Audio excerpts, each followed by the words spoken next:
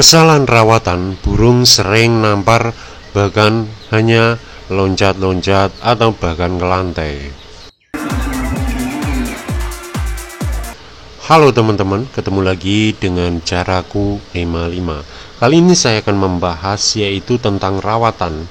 Coba kalau kita memang dari dulu itu sudah tahu ya, model kesalahan pengumbaran murai batu yang terjadi. Burung kadang ini sering nampar gitu loh, kadang sering nebo. Ini kesalahan yang dilakukan pada pengumbaran gebiah atau obiak. Umbaran sepit memang bagus untuk burung murai batu teman-teman, tetapi itu bisa diperuntukkan untuk berbeda burung yang jadi atau burung yang masih bakalan. Pengumbaran kalau sudah menggunakan kayak sapu di depan seperti ini agar burung berlari samping kiri, itu burung yang sudah terbiasa. Artinya burung ini sudah biasa diobiak dan sehingga burung tidak mudah stres. Kalau kita kadang kesalahan sedikit aja ini bikin fatal pada burung, tapi sebenarnya bisa saja burung diistirahatkan kan itu akan normal kembali teman-teman. Tapi ya itu tadi, kadang kita gegabah untuk cepat menghasilkan kualitas burung yang bagus dengan speed. Speed bisa melihat kondisi pada burung juga. Kalau burung sakit itu jangan lakukan, jangan asal kita memberikan speed, kecuali burung sehat itu. Burung bakalan, kalau saya sendiri itu wajib saya speed teman-teman. Jadi speednya bisa seminggu 3 kali atau tiap hari. Minggu ini misalkan, untuk minggu depannya nanti baru kita speed 2 kali. Sebenarnya hal biasa pada burung ini terjadi, karena ya gini, kadang bengong setelah speed seperti ini, kadang burung malah bengong. Itu ya hal biasa, paling bisa sampai sore itu baru bunyi lagi, atau pagi kita speed, siang nanti sudah bunyi. Itu burung yang sudah biasa tersepit ya, atau biasa diobiak. Untuk burung yang belum terbiasa itu kadang bisa 2 hari kayak gitu teman-teman. Tetapi jika menyepitnya itu bertahap, misalkan dari 20 putaran dulu untuk kandang umbaran 4 meter minimal, atau 4-6 meter ya, itu ya Mas aku ini malah bagus teman-teman. Jadi di burung untuk melatih burung pada mentalnya. Dan ini mentalnya itu enggak mudah ngedrop, jadi kuat nanti. Kalau burung kalau sering-sering kita speed itu akan kelihatan juga powernya, baik volumenya yang kelihatannya tipis, itu akan ketahuan bahwa volume ini akan besar. Kecuali burung kena serak atau batuk, beda lagi ya. Jadi seperti itu teman-teman. Hal lain, burung biasanya kadang bengong, loncat-loncat kalau di lomba nampar, atau cuma pasang badan. Ini kalau menerapkan speed ya, itu sebenarnya hal biasa, karena terlalu dekat jarak antara lomba dan umbaran, sehingga burung ini tenaganya biasa ngedrop atau habis. Faktor lain, pengumbaran ini sangat diperlukan burung-burung yang pastol, usia pastol bahkan 2 tahun, bahkan 3 tahun, ataukah burung yang sudah jadi tapi penerapan itu berbeda. Jadi sangat berbeda sekali pada burung yang kita speed. Nanti kelihatan burung itu enak. Misalkan kita terbangnya kayak gini kan enak juga teman-teman.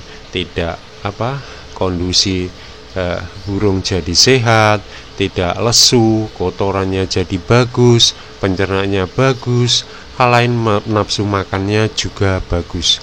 Ini bisa berlaku untuk vektor yang tinggi maupun vektor yang rendah. Cuma penerapannya berbeda. Untuk vektor yang rendah itu lebih banyak. Untuk burung yang vektor yang terlalu tinggi ini kita lakukan misalkan seminggu 3 kali aja dulu kayak gitu. Kalau sudah mengetahui karakter burung ini vektor yang tinggi ya. Tapi jika belum mengetahui, bisa kita speed setiap hari atau seminggu 3 kali. Jadi kondisikan pada burung ini sesuai kondisi burung. Jika awal di speed, ini kebanyakan kesalahan teman-teman.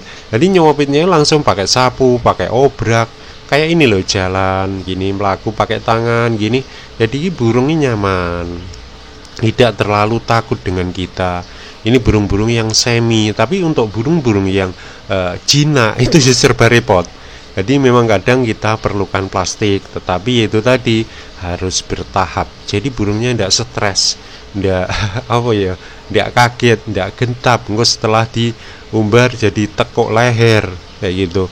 Nanti habis diumbar dilombakan malah nampar jeruji, malah turun tembok dan sebagainya. Ya, ini akibat kekurang kita tidak tahuan tentang merawat burung.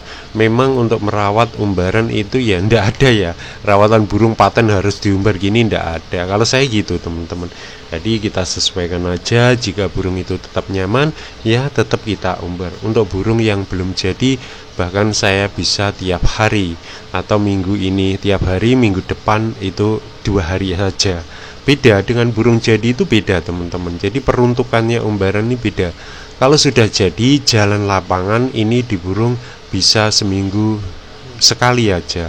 Itu biasanya burung itu kalau diumbar itu mesti mangap. Nah gini, ini akan memudah burung ini untuk gurah secara alami.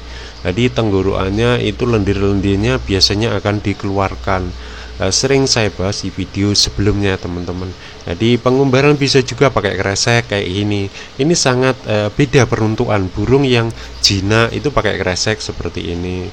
Tapi ya pelan-pelan, awal dulu biasanya kalau belum pernah diumbar, di burung akan jatuh ke bawah, ke lantai dasar gitu. Ya kita obrak dari bawah kalem-kalem biar naik terus terbang lagi. Kalau sudah ngos-ngosan memang tidak kuat tetap jatuh, yaitu biarkan, jadi diulangi lagi nanti besok apa kapan gitu. Itu teman-teman. Kalau teman-teman takut itu stres burung, ya dihentikan, diulangi lagi nanti 5 hari, mulai bertahap lagi. Nanti kalau sudah terbiasa enak teman-teman. Dan ini sangat bermanfaat dengan umbaran. Tapi dibalik kesalahan yang kita lakukan, tentu kita jadi tahu, oh burung saya karakternya seperti ini. Kalau kayak saya umbar begini, burungnya stres, masih belum terbiasa gitu. Jadi memang harus dikondisikan pada burung. Dan yang umbar jangan terlalu takut.